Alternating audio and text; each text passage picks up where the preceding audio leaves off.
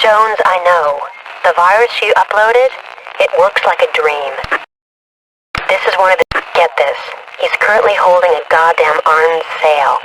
You're leading me into bad company. My mum warned me about ladies like you. They lead you astray. And what happened? I mainly got led astray. Typical. Listen up. Preboy conducts all his deals from his limo. It's bulletproof, of course, and located close to the gates. Should anything go wrong, Preboy has one plan. Make a run for the open road and leave his men to do the fighting. I want to exploit this plan.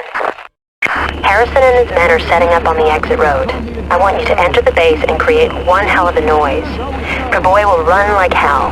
Harrison will intercept him, stop the limo, and seize Preboy. Harrison has a chopper nearby. These are the mission parameters. Enter the base. You must maintain the element of surprise. That's crucial. Obtain explosives from the warehouse. You'll need these to create the right diversion. Then move to the fuel depot and create a diversion using the explosives. Preboy should bolt like a startled rabbit. Harrison will take him down.